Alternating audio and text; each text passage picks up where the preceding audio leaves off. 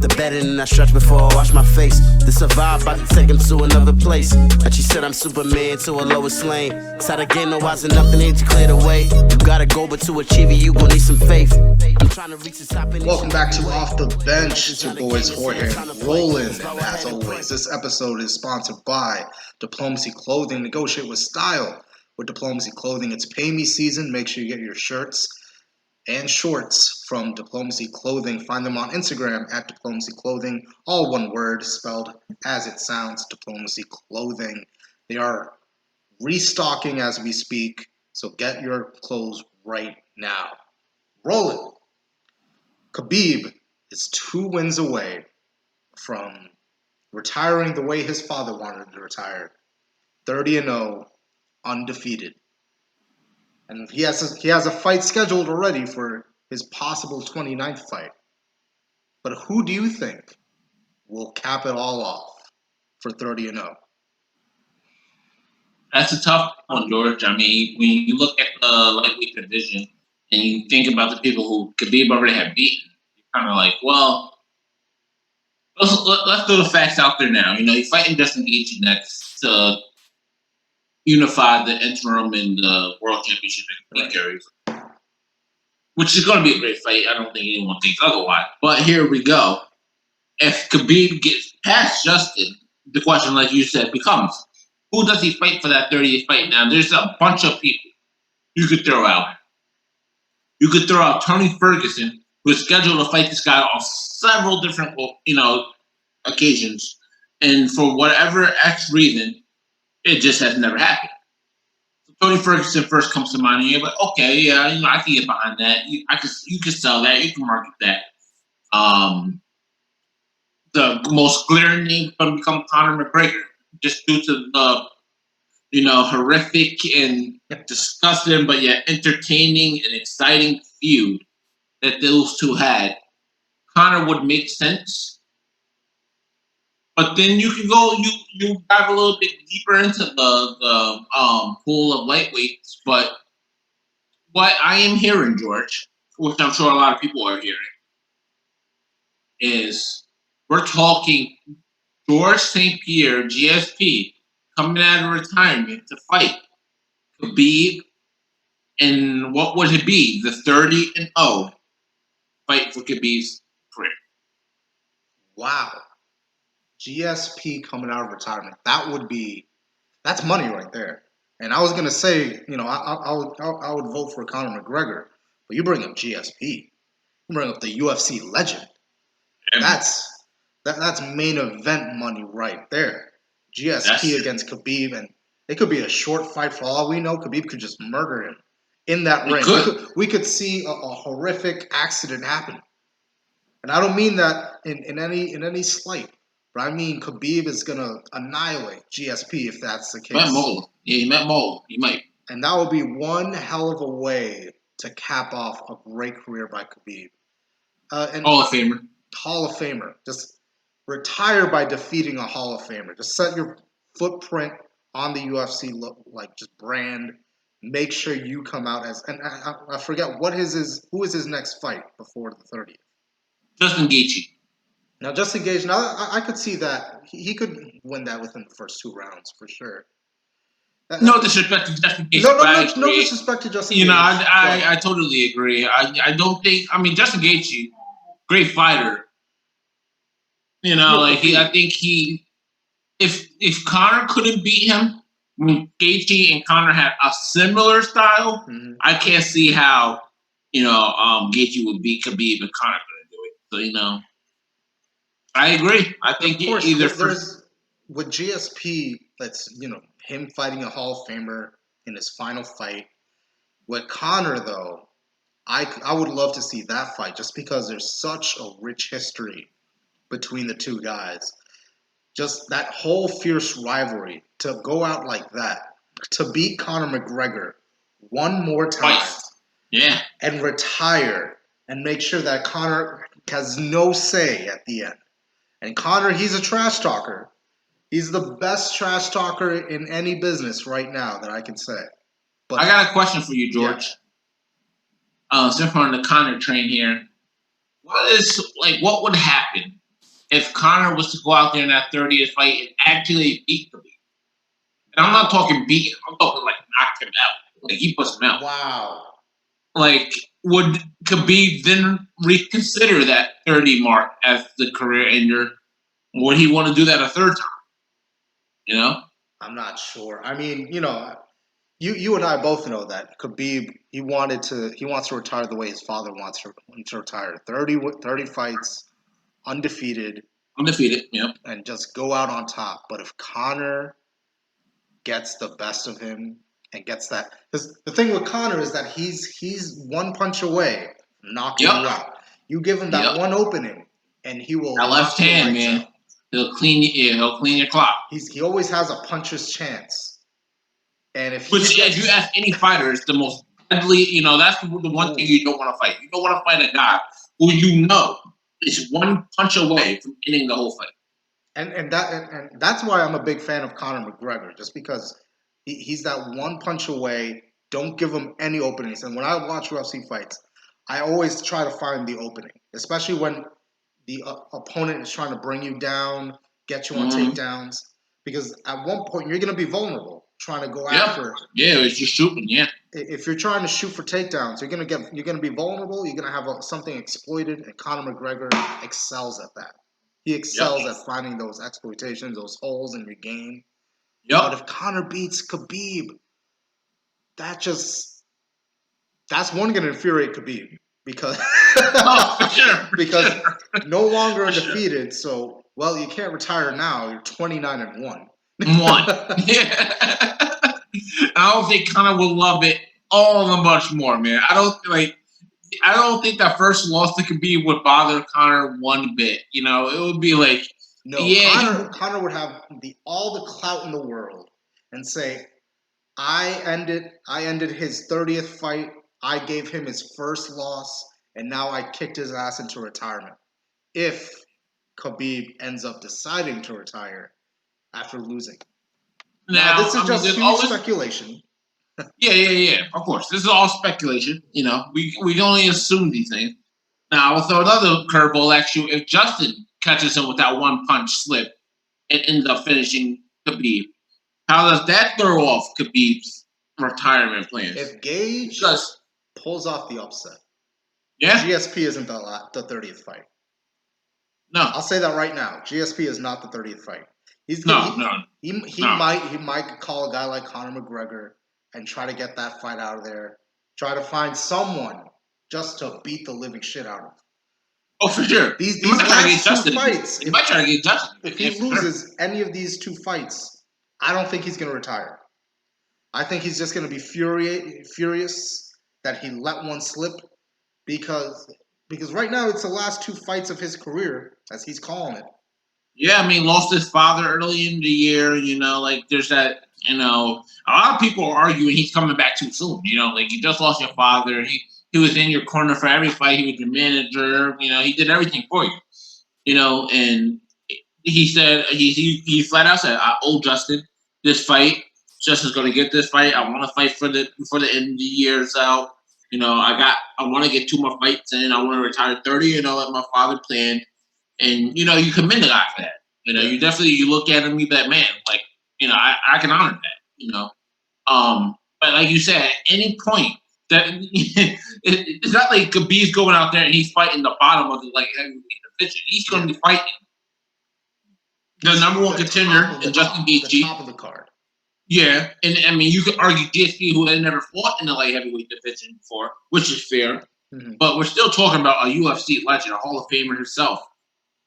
So it's not going to be an easy night out. So in any of these fights he takes, either it's Conor, Tony, Conor, GSP, or, Gage, GSP, anyone. There's no easy fight if you're Khabib at this moment. I like to believe that because there can be experts out there saying, oh, like you said, he's coming back too early. He needs time to mourn. He's not mentally ready.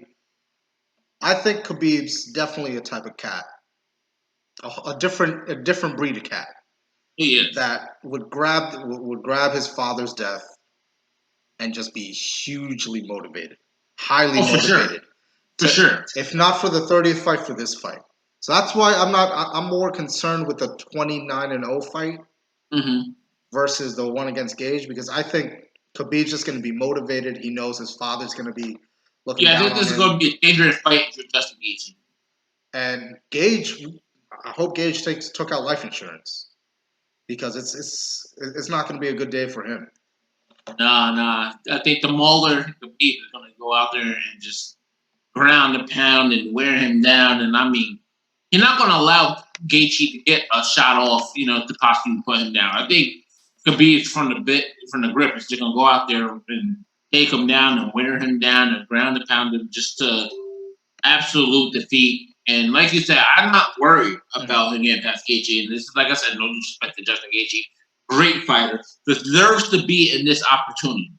Yeah. But we're talking about Khabib, who is pound for pound up there with the greatest, the great of them. And Khabib, he's not the type. I'll give Gage this. The best chance he has is he gets one round on Khabib. He gets one round victory on Khabib. But I don't think he's gonna. That's if it goes that long. Yeah. If it gets to the decision. Khabib isn't the type of cat that's going to be distracted by things like this. He's highly motivated. He's highly focused. He knows this is the end goal, 30-0. We can speculate, what happens if this, what happens if that. But at the end of the day, chances are Khabib is going to finish 30-0. And just like his father wanted him to, it's just a matter of how long it's going to take Justin Gage and who his last opponent is going to be, whether it's GSP or someone out of the blue. Yeah, like you said, the over-under right now is probably higher than Gaethje finishes undefeated. Not Gaethje. Khabib finishes undefeated after beating Gaethje, and then whoever the third opponent would be. I wanted to bring out a quick point here, George. Like you said, if it gets the decision, Conor probably won the early stages of that fight. Conor was out there. He was giving Khabib, defending a lot of those takedowns. He would make Khabib work for it.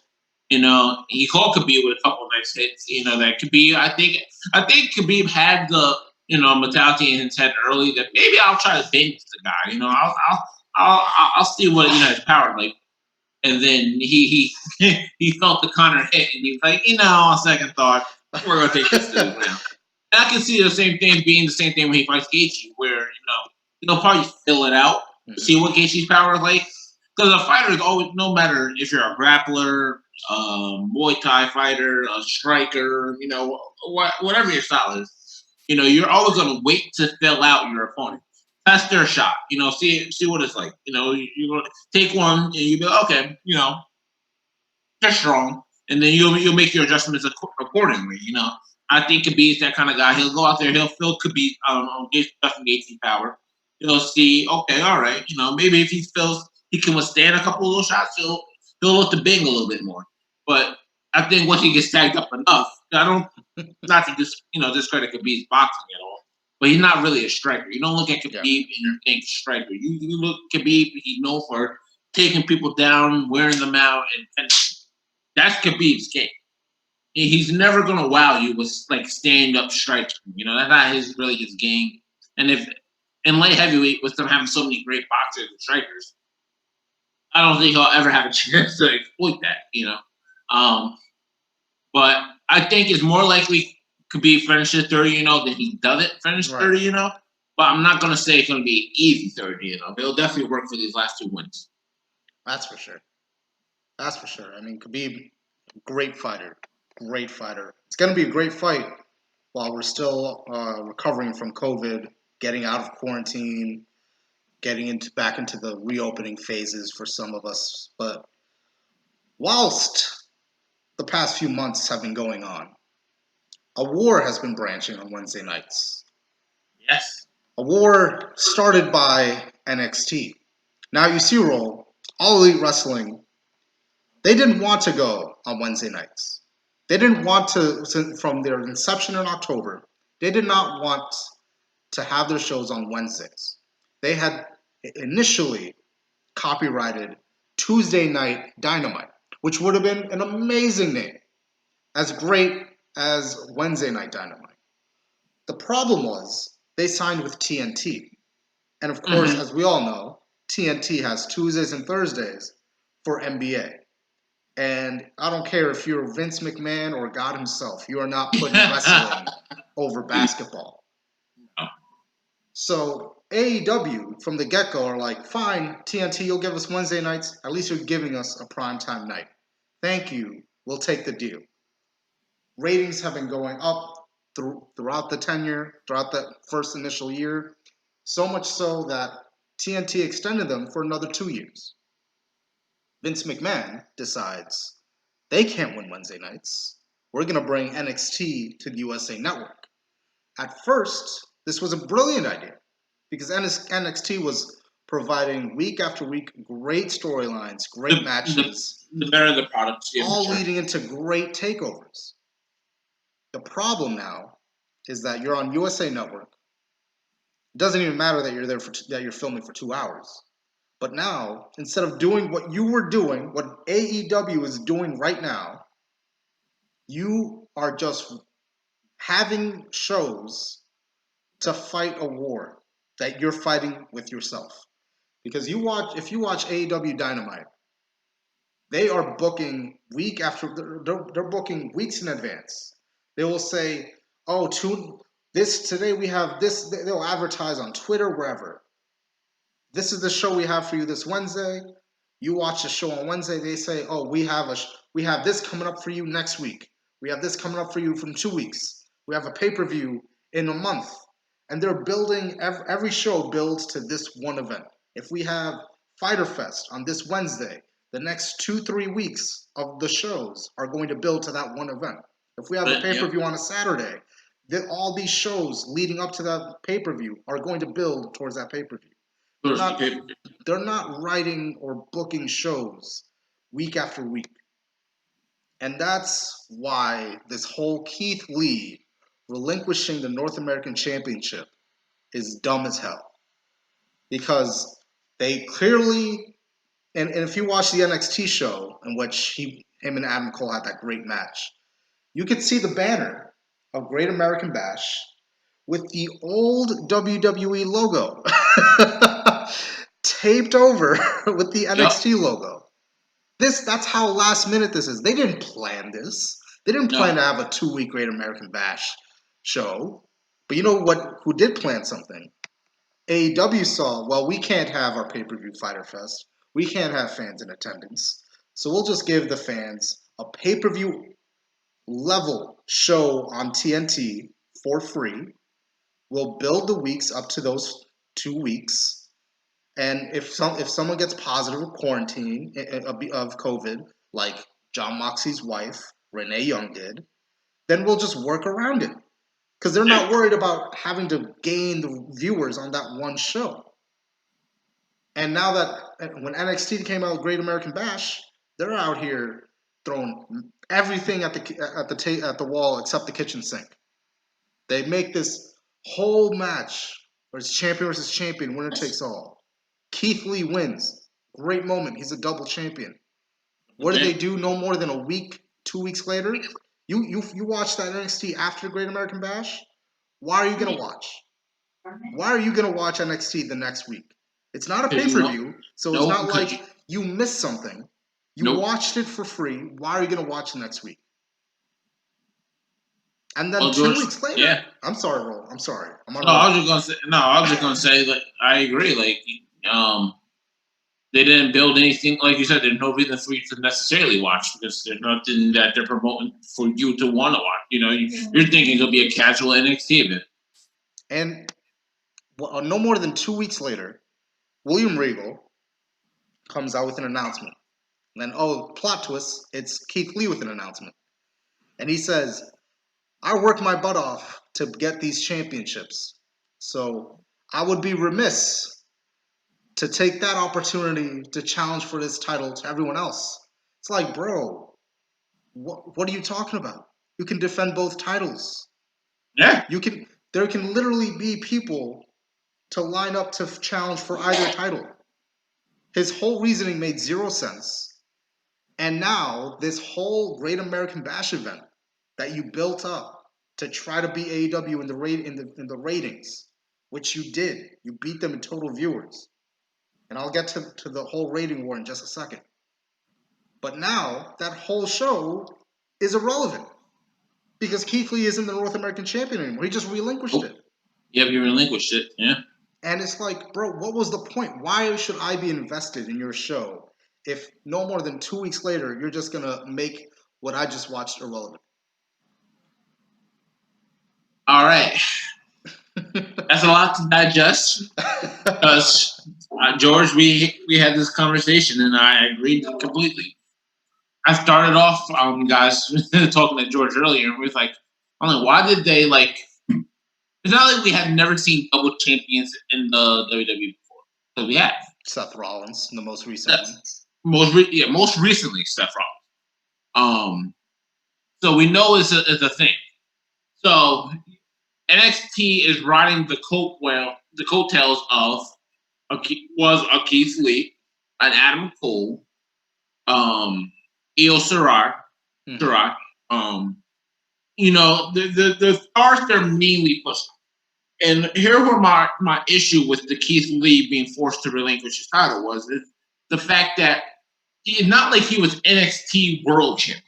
Mm-hmm. He was just a North American champion, which is, for those who may not watch NXT, the equivalent of like the U.S. title or Intercontinental Championship on one of the bigger brands. The second title underneath of what would be the world title. So it's a big deal.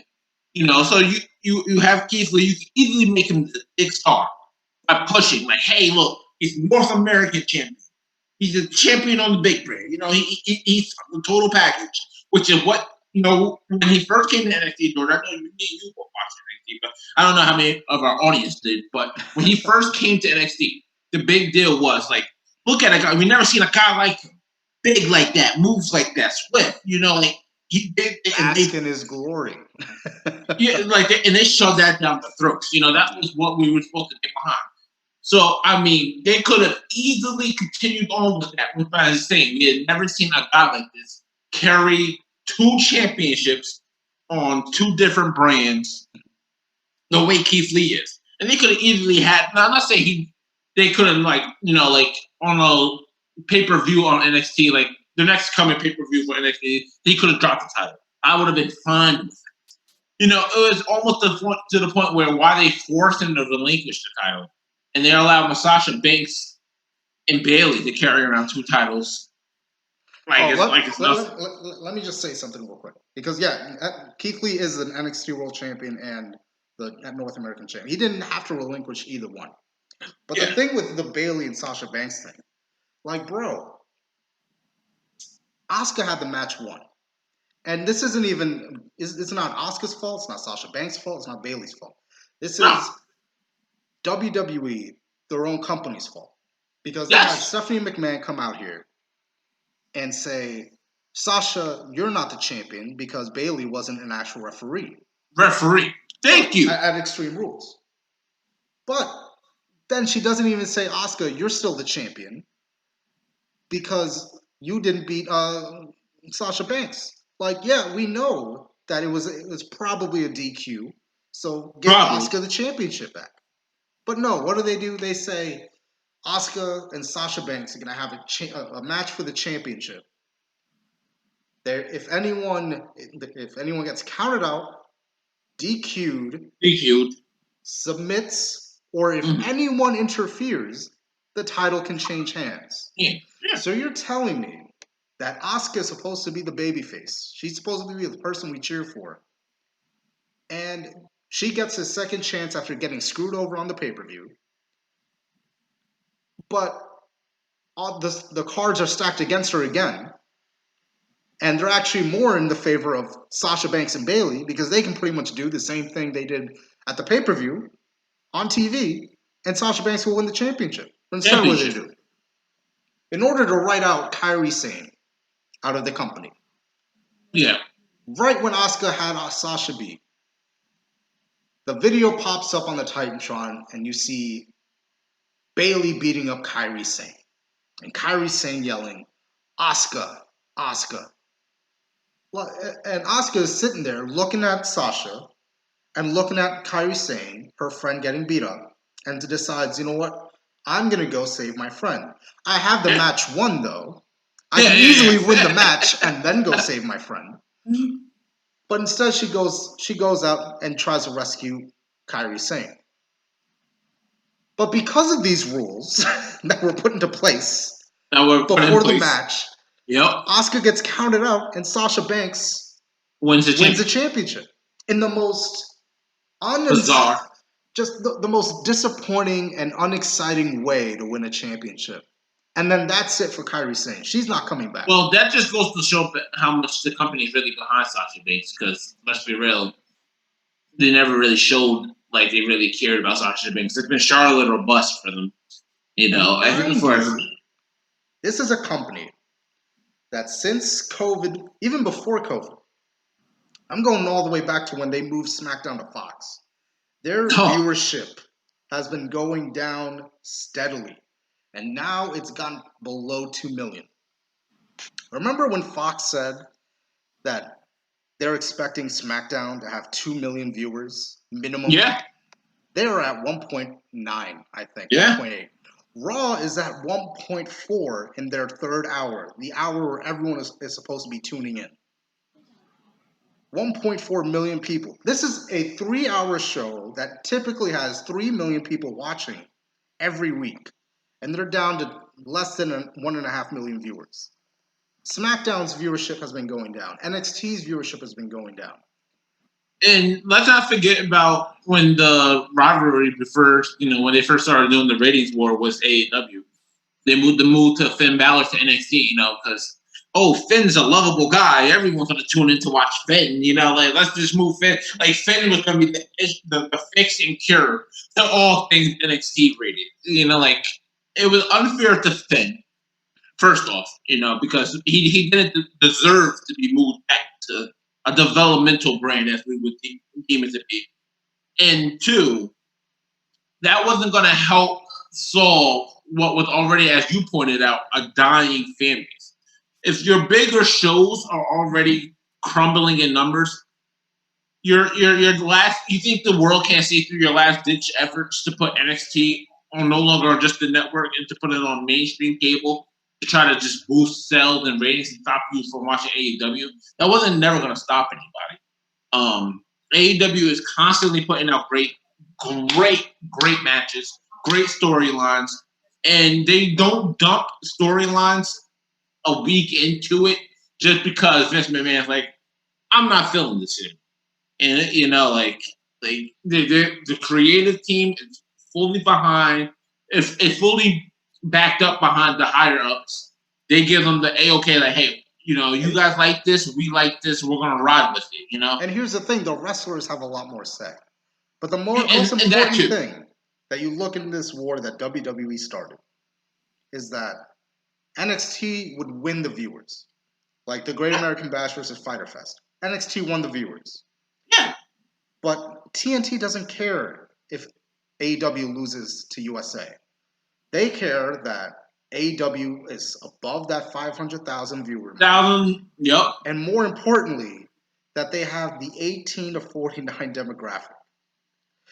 And every time, no matter if AEW wins, NXT wins the total viewers, AEW always wins 18 to 49 demographic, which is the demographic TNT always goes after, which is why the NBA is on TNT in the first place. Perfect. Because that 18 to 49 demographic love watching basketball. They love watching sports.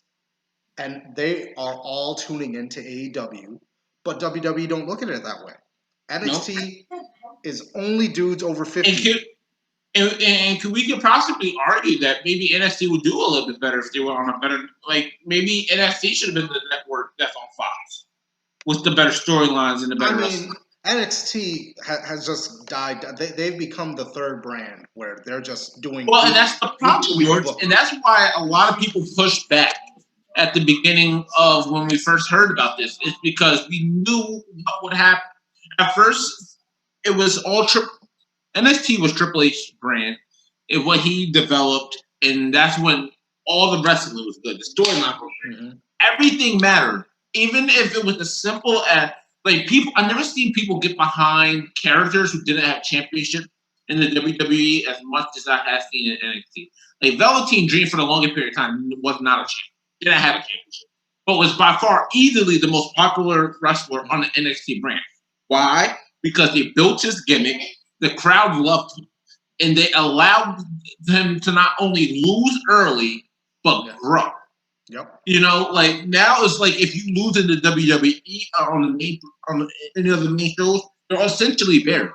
You know, like the Fiend at his high point was great, probably better than anything AEW had going on. He was that good. He was that good, and then Hell in a Cell happened. And then now we can care less about the guy. You know, like it's what they always do, George. It's what they'll take a great product, a great personality, a great person, like I'm sorry, guys. Let's take let's do it by comparison. You know, let's do it by comparison. If Seth Rollins, who we'll probably argue is the company's best wrestler, you know, or one of their top personalities. Probably not best wrestler. AJ Styles probably their best wrestler, but you know, one of their top personalities. If you shift him to AEW, what does he bring to AEW that he, you know, will be different? Let me tell you, if Seth Rollins was on AEW, George, I don't think they're having a digital debate. It's a million viewers every week. Every week, you know, like the reason why people tune into Monday Night Raw, Friday Night SmackDown, NXT on Wednesday nights, is not because we want to watch whatever shitty and corny storylines they got built up. It's not for that. It's because we want to see the top stars in the wrestling business do their thing. And credit to Vince, he has the money to buy majority of the people over. But people like Kari Sane are leaving. I don't think it'll be too long before Asuka leaves. We've seen the Good Brothers leave. He let the top guys walk out the door, which it was by far the best tag team, probably still the best tag team on any circuit. Yep. You know, walk out the doors. And I mean, they constantly do that, George, because the fans didn't get behind them. Well, if they listened, Enzo and Cass would still be tag team champions because everyone was behind them. Yeah. Why did you break them up? You know, like they constantly do things, George, that they're so hypocritical because they never think about what the fans really want. They say they do, but they really don't. And last point is they need to stop bringing out the McMahons and Triple H and saying, we need to listen to you. We're going to listen to you, the WWE Universe. Because they're not listening. They've never listened. They've been doing their own booking. They've been doing whatever they want and just been trying to reset the viewers and the ratings back to what their glory days were. But in brighter news, Joe Kelly's my new favorite human being. Joe Kelly, the Dodgers relief pitcher, is my favorite human being. And that's saying something because he's, in my memory, a hated Red Sox player for that huge brawl against A-Rod. And Joe Kelly, as a Dodger, just warmed my heart when he was throwing wild pitches at Bregman, throwing wild pitches at Correa. And Bregman, you know, you can understand. He's like, okay, well, I walked. It's fine. Just watch it next time. Kelly even admits to himself and showed us during the whole break before the season started that sometimes he has zero control over where the ball's going to go. He's not that great of a pitcher. He'll throw a breaking ball and he'll go way up above the zone. But what happened against the Astros? Carlos Correa was at bat. And at first it started off with just Joe Kelly being Joe Kelly, throwing wild pitches outside the zone. Yep. And then it was a 2-0 pitch. No, it was 2-0 pitch. The third pitch was very close to hitting Correa on the head. Very close. It was a fastball. You know that. It was one heck of a fastball. And then Correa said, all right, well, screw you, buddy. I'm going to teach you not to throw at me. To which Correa ends up going, just swing and a miss in 3 straight times. And strikes out.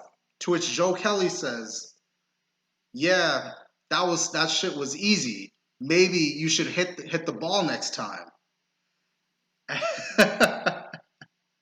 And I forget the exact quote he said, but he said, yeah, shut the fuck up, you bitch. Something like that. Yeah, something like that. To which he gave the pouty face. It's basically the you gonna cry, to which Correa didn't want any part of it. Mind you, Kelly's already walking down, talking all this junk, all this trash to Correa, which I love. I absolutely love it. And Correa takes offense and storms after Kelly. To which Kelly says, what are you going to do? Hit the ball next time. Bench is clear. And at the end of it, Joe Kelly is the one who gets suspended. Not 1 game, not 2 games, but 8 games. 8 games, yeah. And Correa gets 0 punishments. The Astros manager, he gets fined. The other Dodgers players that were involved, they get suspended a game or 2. But Correa, the guy who ran up to the dugout, who initiated all of it, who is the reason we hate baseball right now because they tarnished 2 titles, he doesn't get a punishment? That's absolutely ridiculous. That's absolutely ridiculous. I think this is the MLB's way of trying to be like, hey, okay, so we know the guys cheated, and I know you guys want to take cheap shots at them, but we're going to have to protect them somehow. And I mean, do you have to really? No, I don't think so. Because as you pointed out, Joe Kelly was actually on those Astros team. He faced this cheated Astros team on occasion. You know, so he has a fair share of what he's talking about here. And I mean, what's wrong with a little bit of taunting? You know, like, yeah, you know, big whoop, you cheated. I'm gonna throw a fastball close to you. I'm gonna back you off the plate. You know who used to do that all the time? Pedro Martinez, Randy Johnson. Some of the greatest pitchers to ever play the game will back people off the plates. You know, like, so I mean, we're getting mad. And like you said, Joe Kelly not known for control. Nobody's gonna sit here in the midst of that. He throws hard, yes. You know, he's a hard thrower. Mm-hmm. Okay, so, you know, like, it's part of baseball, and the fact that Correa gets nothing, a slap on the wrist. And Kelly even told him, after Correa struck out, he said, that was easy. Hit the ball next time. And he is acknowledging how bad his pitches were during that at-bat. Yeah. It's like, hey, I didn't give you anything really to hit. Everything without a zone. If you didn't swing at something, you probably would have won. You might have gotten on base. Yeah. Or of course, it's tough to play baseball when you don't have a buzzer on your chest. Well, that's going to be it for us.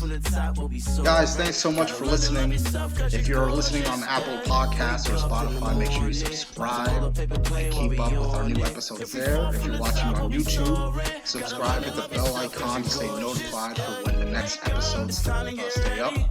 Follow us on Instagram and Facebook to keep in touch with us on social media. For Roll and Jorge, we'll catch you guys next time.